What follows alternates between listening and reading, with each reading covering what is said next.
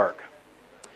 How many people here remember the .com era of about 1998 to 2000? How many people here were working at that time in the field? Okay. When I started doing web-based work back then, I looked at a lot of the technology and I just said, what is this stuff? I came from a C++ background. I had done Java. I knew OO. I could UML model. Everything was great. I get out into the web space. It's complete chaos. Where's the design? Where's the structure? Where's the patterns? And I gave up, honestly. And I turned my back on web development. And I just thought it was the sloppiest, most chaotic thing I had ever seen. And I just wanted nothing to do with it. And I retreated back into my little server-side hole. And I went back to Java. I retreated further, going very deep into Java EE. I thought even servlets were just too client-facing, and I was doing heavily EJB, JMS, and that's where I lived. And you may be wondering, well, why are you even here talking at a web conference?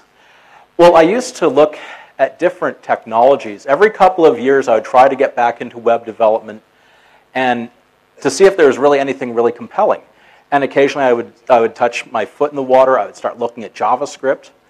And it looked okay, but again, I just couldn't find anything that could really structure what we were doing. I was looking for some design, separation of concerns, like we do in any other form of architecture, and I found it wanting. I found nothing out there until a few years ago. I'm getting to a happy part. It really is okay at this point. So a few years ago, I began to just study just what does good development techniques, what do they look like from a web development environment? And that's really where I started on my journey. And I'll take you along on my journey as we go through this. And lately, I've been working in jQuery. And I find it very fascinating because all of the stuff I used to have to do to go cross-browser is taken care of for me.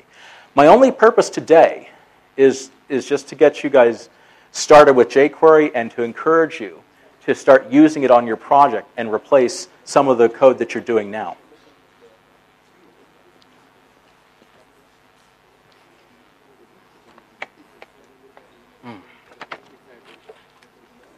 I'm sorry.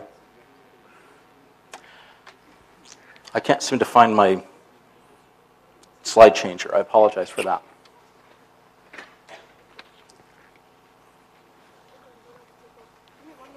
Okay, I'll just keep going. So at this point, you may be asking, where do I start with jQuery? What is it? Why would I use it, and how do I use it? How many people do JavaScript right now? Okay, so you probably know a lot more about JavaScript than I do. How many people are starting to use jQuery at this point? Okay, so a lot of you guys are already going there. Great.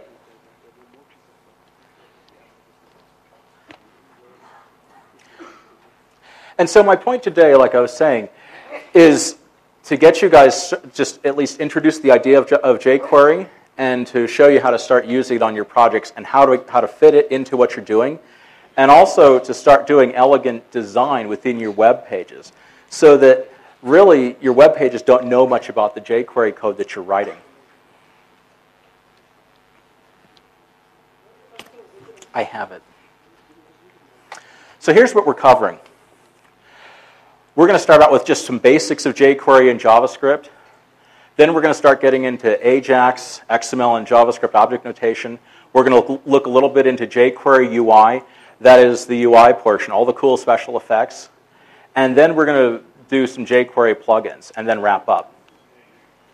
We're not going to be covering some of the things that they talk about on their website like Sizzle, QUnit.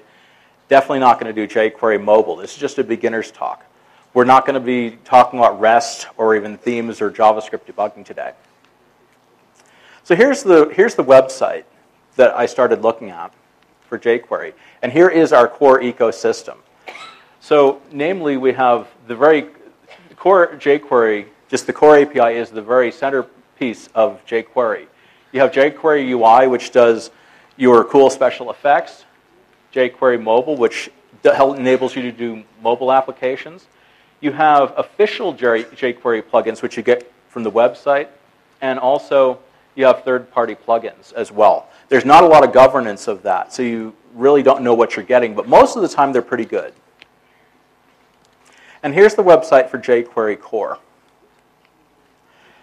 I had to start out, like I said, with just some basics of JavaScript. Where does presentation go? Where does HTML go? Before I could do anything else. Because otherwise, I'm just writing a bunch of code. It has no context, no design, nothing. And if something can't be designed very well, it's not very maintainable. And where I went to learn this was a place called sitepoint.com. Has anybody ever visited the sitepoint.com website? Great place. I love it. They have very inexpensive courses, very, very excellent articles and books. And I'm not doing a sales pitch for them because I get nothing out of talking about them. But they provided a lot of good information that enabled me to structure things. And once I had my design down, then I was able to iterate over a pattern and be able to get things working pretty quickly. So we're going to first of all just split out the web, our development, into 3 places, namely behavior, that's our JavaScript, our presentation, which will go in the style sheets, and finally the content, HTML. So a complete separation of concerns. Because my point here is that web development can be elegant as well. So that's another thing in addition with jQuery that I'm doing today. So can you guys see this okay? No? I'm sorry. Okay. Can't see this.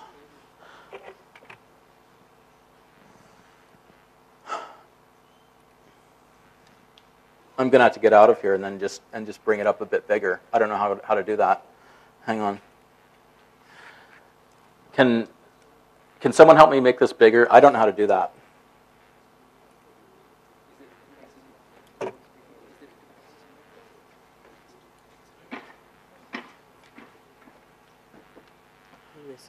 What?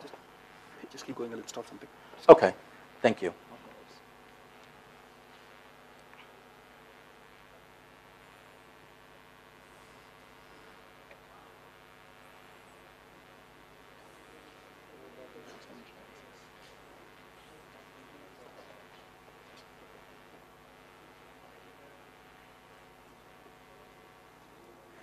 Not able to get it in? Okay.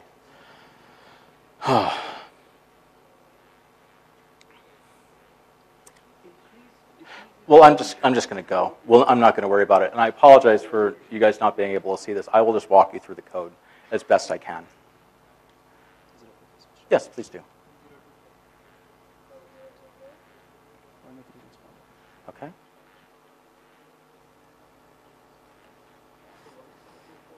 Next. Can you see this now? What? I just want to do that.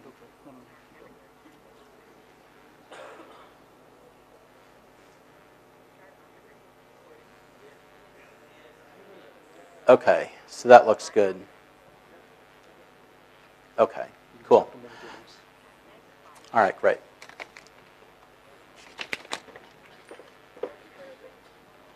Thank you. So initially, this was what I was talking about. Here, we have everything, I'm sorry. Here we have everything embedded.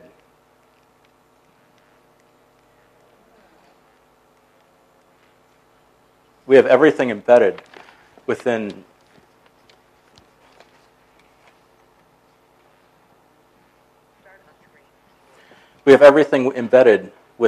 a web page. And this really isn't terribly helpful. And this is what I was really reacting against. So this is really bad code because your HTML knows about your JavaScript. You have functions embedded. And you also, the other problem is that your code does know about the functions that's in your JavaScript. That's not terribly elegant. And if you change anything in your JavaScript, well, if you have your JavaScript developer, HTML developer, they both have to go in and modify the same thing. And that's really not where I want to go. I want to start out with something that's separated. So let's talk about unobtrusive JavaScript. Over here, we now have mylibrary.js. It's separated out. I have a function where I'm just going to get the element, and then it's going to add an event listener to the form, and then it'll just do an alert based on when someone submits the button. That's one file separated. And then next we'll have the HTML page.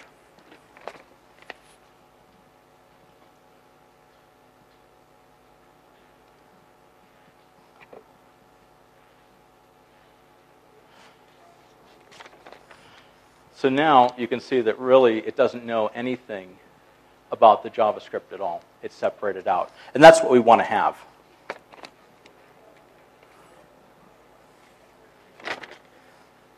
Next, we're going to talk a little bit about styles.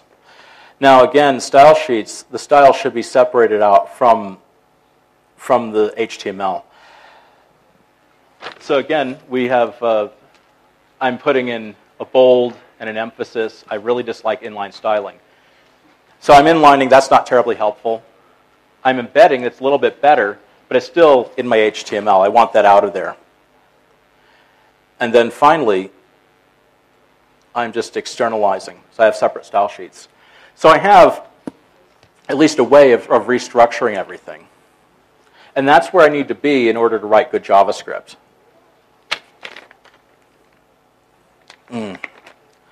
How do I get out of this mode? I'm sorry, but he put me in a mode I don't know how to get out of, and I apologize. Where did he go? Oh well. I'll just keep plowing through, and I apologize. There are 3 types of selectors in style sheets. Yes? What? Control 1? Thank you so much. He put me in a special mode to get this to magnify, and I don't know how to, it's not working.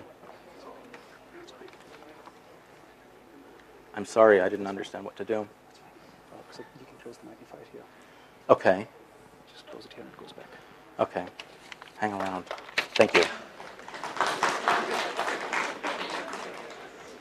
I really apologize about this, but I wasn't expecting to have to magnify the page like this either. Okay.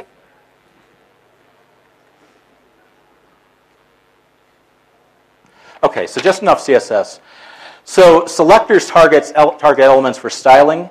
jQuery is using selectors to locate your elements, and there's 3 types of selectors. Can you guys see this now? Okay, great. Okay, so first type is an element selector.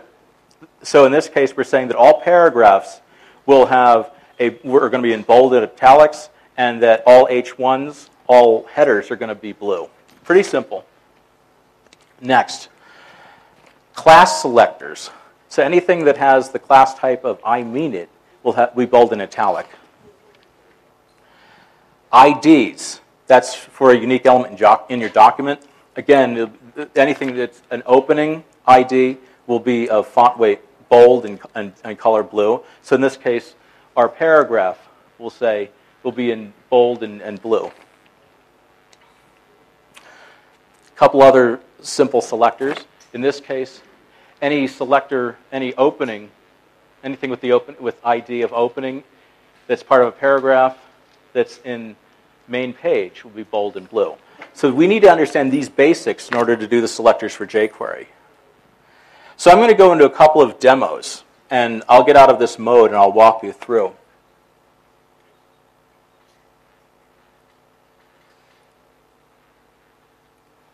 So this is a pretty simple starter. I'm just going to walk through a couple of simple forms. It's nothing that fancy.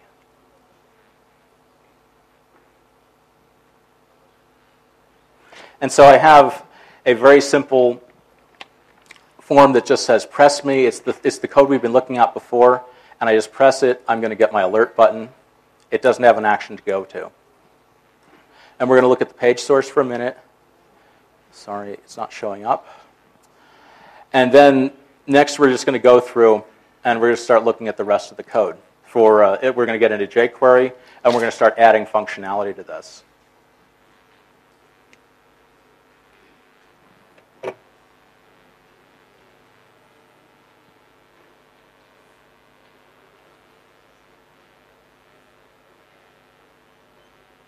Okay. So this is what we've looked at before. And in this case, I've just added a little bit of functionality. I'm using jQuery. Here's the form ID of test form, and I've got my press me button. And in this case, I am doing a document ready in the JavaScript. So I am actually embedding some JavaScript into the page. And I'm going to bind on the submit button. And then, so it's listening for that event, some sort of submit, it's listening for the submit event. And when it does that, it'll just do an alert. And document ready is going to hold back everything. It's going to wait until the entire page is loaded. and then it'll load in the rest of the jQuery functionality. And this is just to show also, when you look up on the test form, that you can actually just use the submit function instead of using the closure I was showing before.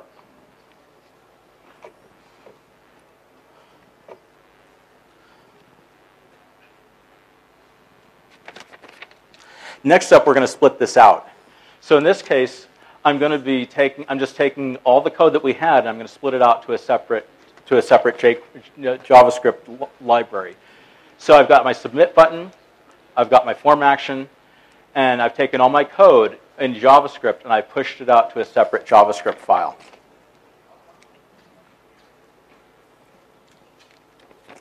Next up, I'm going to be adding a little bit of object code to this. So in this case, I've got my JavaScript functionality, and I'm adding a submit handler object. I've got my init function that's going to be listening for the submit. It's setting up a submit handler. And then when this fires, when someone presses the press me button, boom, the alert button will fire over. So in this case, I can use some objects. I can use some nice design to wrap around the jQuery.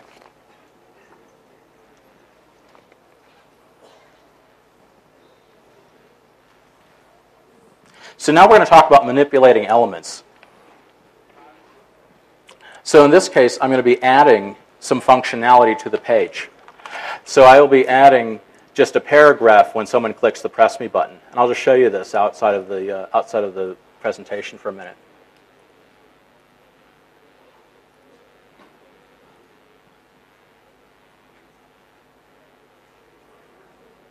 I can't find it.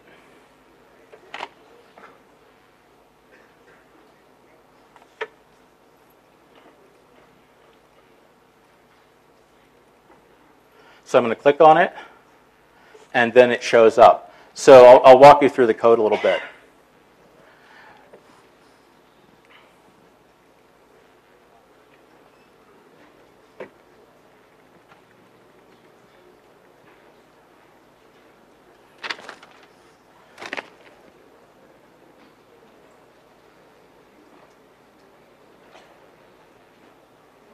So in this case, when someone presses the click me button, this is the main thing that happens. I've already set up my event, and then I'm doing an append to. So I'm appending a paragraph to the body. And that's all I'm doing. So this is dynamic inline. This is very cool. Next, what we can do is we can also remove. We can remove code as well with just the remove. So in this case, I'll click something, and I press on the click me button, and it will remove elements off the page. So you can either append to or remove. These are the big things you have to, these are the core things you have to understand with jQuery.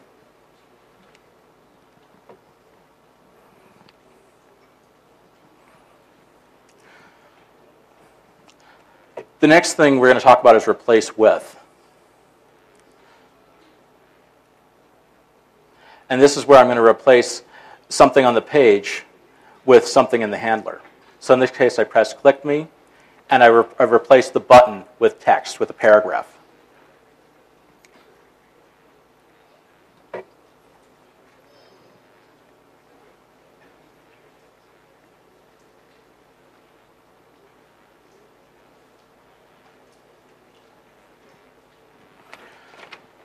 Other things that you can do is work on multiple elements. So you're going to search on a paragraph, and then in this case, for each paragraph, you're just going to do an alert. So it's a loop. It's a shorthand way. It's a closure. It's much like what you would see in Grails. It's pretty short. It's pretty sweet. It's very simple to understand. Other utilities. You can use trim. So in this case, we've got a paragraph. This text has some trailing spaces. I look it up. I get the value. And then I trim. And trim will take off any leading and trailing spaces off of this. AJAX and XML. In this case, I've got a website called Simply Toast. It has members on it. And so I'm going to just use AJAX. It's an asynchronous call. Now, you guys, did you used to use XHR, things like that, with plain old JavaScript originally? You had the callback, everything else. In this case, what you do is you just make a call to AJAX. It's an asynchronous call. It handles all the callback, all the statusing, everything else. You do a get. Your data type is XML. Upon success, you fire over and you go into this function. In this case, you're going to find the member data that was just returned from the website, from the back end. And then you're just going to grab the very first name and loop through. Do the each and just loop through and get the first name attribute. So that's pretty straightforward. And this is really important because this saves a lot of code, a lot of time, and a lot of work. Otherwise, you'd have to be writing this code yourself.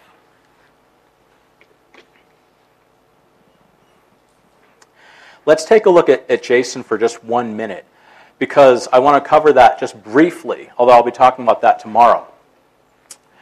JSON was invented about 5 years ago, and Doug Crockford says it puts the X in AJAX. It does lightweight and simple data structures. So this is how you do JSON in AJAX. In this case, you're going to call getJSON instead of AJAX. You call it on the website, simplytoast.org/members, and you have a callback. And in this case, notice here, you're really not doing any parsing. You're just getting the data, the member, and the first name, and that's it. Very, very simple. And on the server side, this is what you would have returned. So I have member, first name is John Smith, the first name is John, last name is Smith, and I'll just be grabbing it. The nice thing about JSON is I don't have to parse. It's just native JavaScript. It is JavaScript. It's very easy to use, and jQuery has built-in functions to handle this and just to get the callback from the server side. Let's get into some UI demos. I want to walk through just a few simple things just from the jQuery UI site, and then I'll go into some of my own code as well. So in this case, we're going to look at just the core widgets, the slider, the date picker, and progress bar.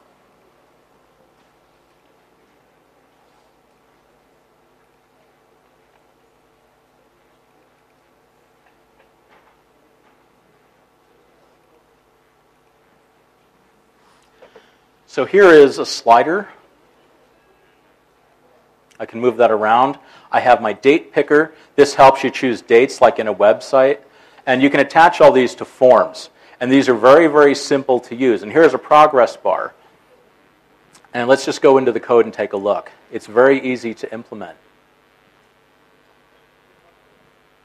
So in this case, very simple. Date picker is just, all you have to do here is just inline the date picker. This is just straight out of the jQuery UI. For the slider, again, you just instantiate the slider. You give it a range of 10 and 50. The progress bar, give it an initial value of 20. This is all you have to do. It's that simple. Just a couple of simple function calls.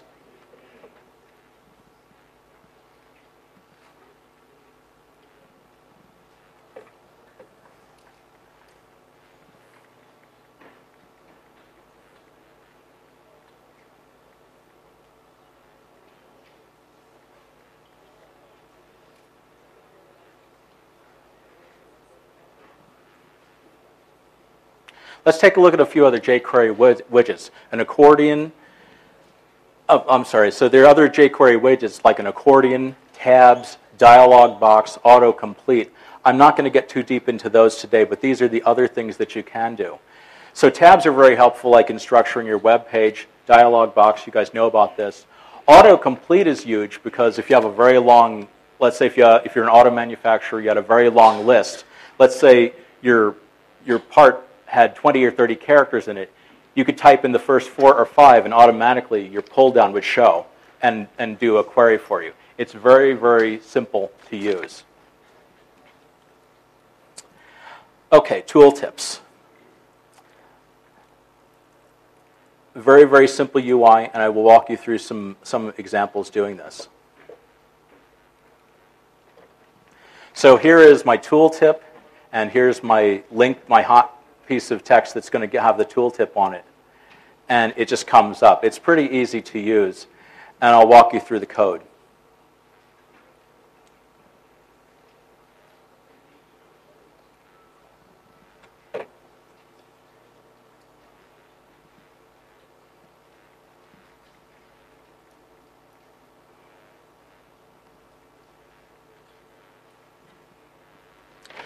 So here's our HTML.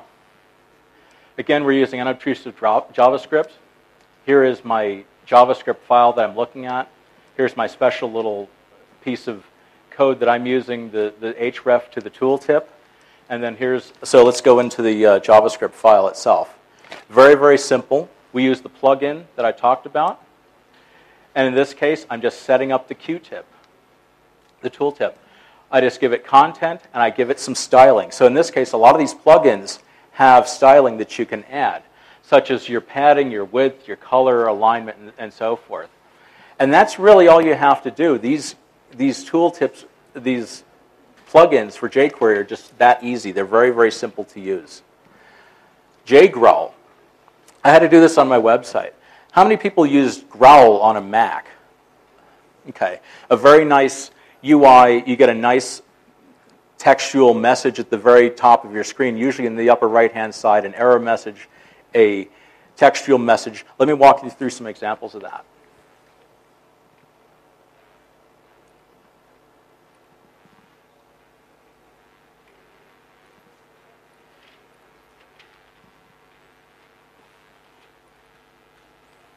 So here's jGrowl. I'm going to press the message link on this. And here's my message. I'm going to press the error message. And here comes my error message. It's pretty simple. I click on the X. I get rid of it. I click on the X. And I get rid of it. And let's just look at the code itself.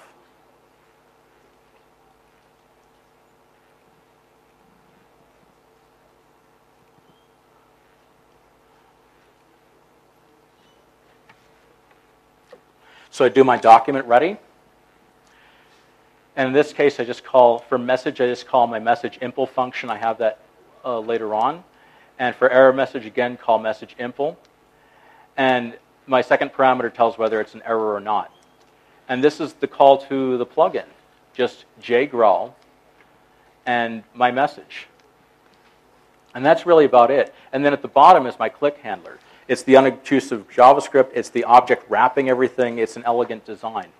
I've set up my listener to listen for a click to both the message and to the error message. And when I handle it, I call message, and I go through and I bring up my jGrowl message on the screen.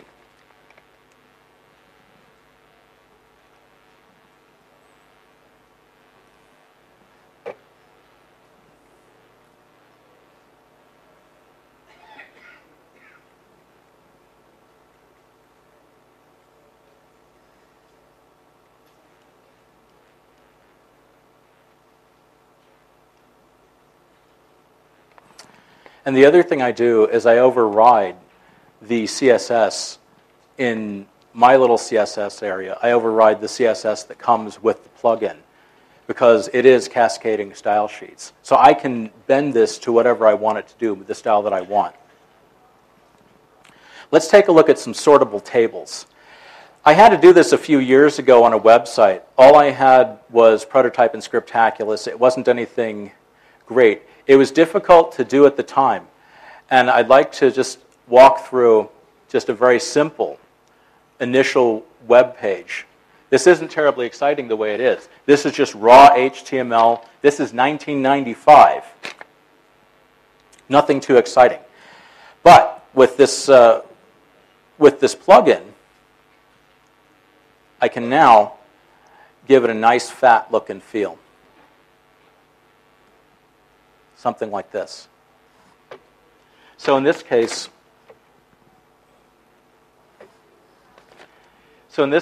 I can I can search by text, I can size my page. So let's take a look at this. I have all these people listed out.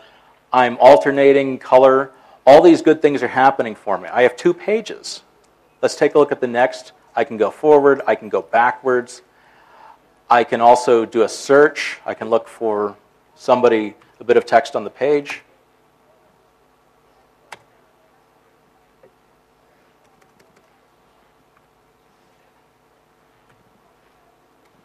So I can narrow my search results just by typing in. I can narrow my search results just by typing in text at the top of the search. It's pretty simple. I type in Alex, that's the only guy I'm going to get. So I can search in any of these text fields. And I can, right now I've got, I'll take this off. I'm going to go back to my 10 people per page.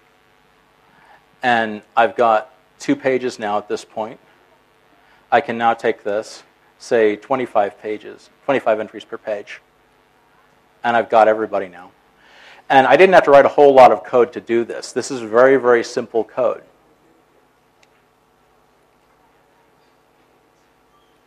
All I'm doing is just using the plugin that's provided for me. I'm using the style sheet that's provided with the plugin, and it's pretty easy. And I'll walk you through that just shortly.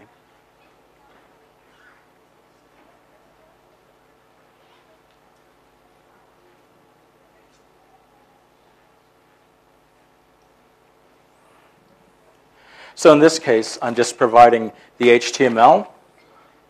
I'm now going to add the data tables. This is hard to see too. But the main thing I want you to get out of this is I'm including just the JTable viewer, that's my code, and then the data tables JS, that's the whole plugin. And then they also provide, there's also custom style sheets, the style sheets you got to bring in from the jQuery UI. And here's the code. Very, very simple. I'm listening on the table. I have a function wrapped in an object. I listen on example. That's the ID for the table. And I'm invoking the data table plugin. That's it. It's very, very short code. There's not a lot of work here to do. And you can get some amazing functionality. So in your slides that you're taking home, you'll have the URL to this plugin. Now, what's been your experience with jQuery? You guys said you're using it. How is it going for you? What are the problems? What are the obstacles you're having? What are the good points with it?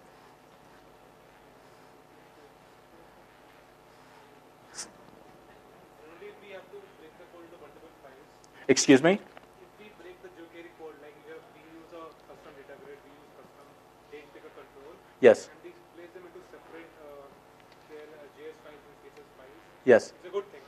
Yes. But the problem happens that if you have a large number of those files, it takes time for the page to load. You have to query each file, bring it to your browser, and then render the page. So you're saying if you have lots of files, then it's a slow load. Yeah, and that's true of anything with JavaScript. Sure, that makes sense. Anybody else?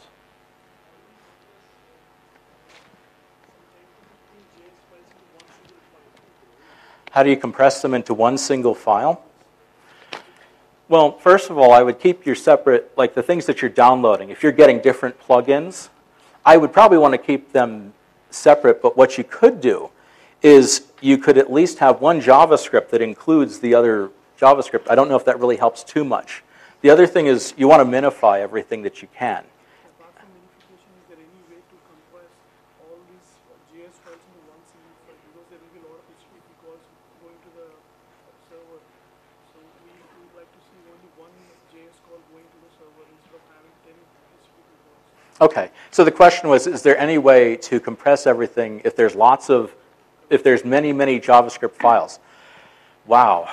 I can't think of anything right now other than, I mean, the worst thing to do would be just putting everything all in one file. That would be terrible. I don't know. Does anybody else have an answer to that? First of all, why do we need to compress it to one? Because not all files will be used in, say, every page. True, true. There are some requirements in some projects which I have worked. So where it's a lot of UI components which we have integrated on that entire module itself. So wherein which we have used a lot of framework. Say that again? For each module, create min file. For each module, create a min file. And if it is common, create a min file for the common. Okay, sounds good. Yeah, I wanted to add to that. So reduce it. To answer your question, there are tools which can club together multiple JavaScript files, and you have Obfuscate, I guess, which can also minify the JavaScript file. So the load that you send from the server to client side is minimized there, and you only send one file. And to answer your question, what is the purpose behind clubbing together multiple files?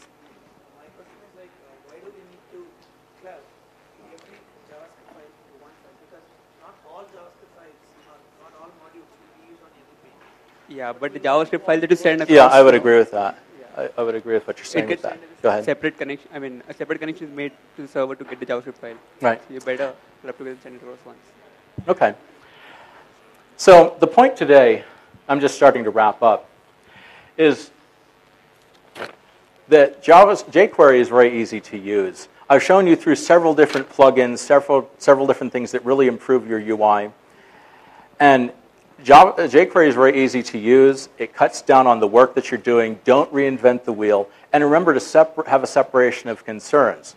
Remember that you want your content to be in HTML, your behavior to be in JavaScript, and your look and feel to be in Stylesheets. And I think we've covered the questions. Does anybody else have any more questions or comments or anything else? Okay. Well, I think we're done at this point. That's all I have for today. So thank you very much for your time.